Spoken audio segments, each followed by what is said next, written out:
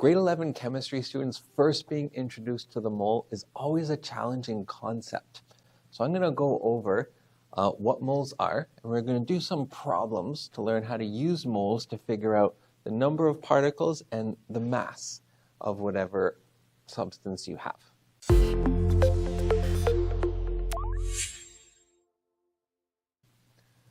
Okay, so couple terms.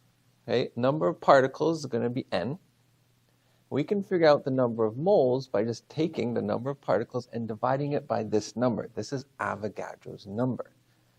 Okay, it's called a chemist's dozen because, for example, if you have a dozen donuts, we all know you have 12 donuts, right? There are 12 donuts in a dozen. Well, there are this many particles in a mole. So if you have 2 dozen donuts, well, that's 24 donuts, 2 times 12. If you have 2 moles, well, that's 2 times that ginormous number, okay? And if you had 3 moles of something, so let's say this, you have 3 moles of magnesium hydroxide, how many molecules of magnesium hydroxide do you have? Well, we can easily calculate that, right? We're going to use this equation. Moles equals particles over Avogadro's number. And in this case, we want to know n, the number of molecules.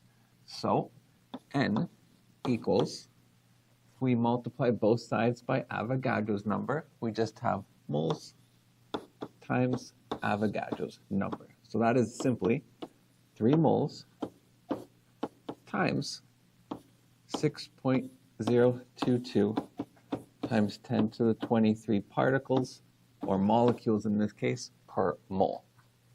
Let's grab our calculator.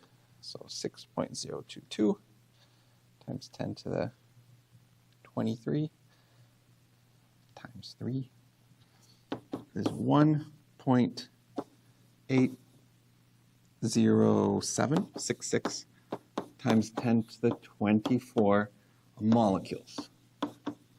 So does a mole count molecules? Well, it can count molecules. It can count atoms. It all depends on the question. It could count shoes if you wanted to. You can say, I have 2 moles of shoes, but I don't think anyone has 2 moles of shoes. For example, here's a trick question. Not a trick question, but a follow-up question to this one that I like to ask. So first, how many molecules of magnesium hydroxide are there? And then, how many hydrogen atoms are there in 3 moles of magnesium hydroxide? Okay, think of it like this. In 1 molecule of magnesium hydroxide, we have 2 hydrogen atoms. So that would mean in 5 molecules, we would have 5 times 2, or 10 hydrogen atoms. So how many hydrogen atoms would you have in 1.807 times 10 to the 24 molecules? Well, just take that number, 1.807 times 10 to the 24, and times it by 2. 2 hydrogen atoms per each molecule.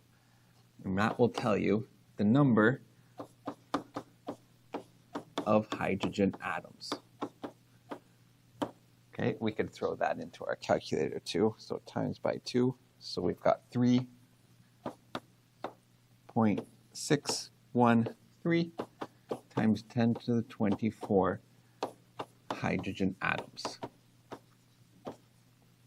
Okay, so a mole is just used to count something you clearly have a lot of, and I mean a lot of.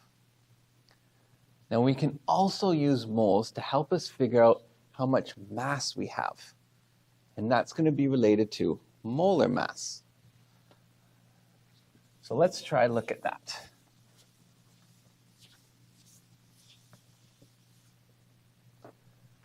So let's say again we have 3 moles of magnesium hydroxide. So how much mass is that? Well, if we're to rearrange for mass, mass equals moles times molar mass. Okay, so well, we have 3 moles.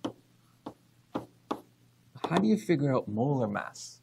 you're going to use your periodic table for this. So on your periodic table, you're going to look at the mass number, and the mass number is going to tell you grams per mole. So we're going to look at magnesium. We have 1 magnesium. We just grab a periodic table. So 24.3. So 24.3 grams per mole. And then we have 2 oxygens. So oxygen. So oxygen is 16. So 16.0 grams per mole. Then we have 2 of them. So times by 2, which is a total of 32 grams per mole. And then we have hydrogen, which is 1.01 grams per mole. And then we have 2 of those. So that is 2.02 grams per mole.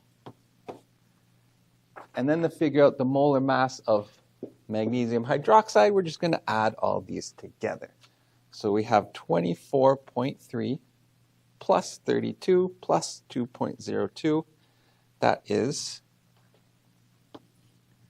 58.32 grams per mole. And then we can go ahead. Let me erase my calculations for the molar mass. We can now go ahead and figure out the mass of 3 moles of magnesium hydroxide by taking 3 moles times its molar mass. Put my calculator away here. Times by 3. Okay, you can see moles will cancel, and you will get an answer in grams of 174.96. I'm just going to round to 175 grams. So you can see this is very useful. You can go from mass to moles, from moles to particles. You can go from particles to moles. Sorry, you can go from particles to mass, but first you have to go through moles and then to mass. There's no direct path there. Okay, I hope that helped. If you have any questions, let me know in the comments. And if you're also in grade 11 physics, I have currently my entire course pack with all my lessons and examples available for free that you can download in the description. Thank you for watching.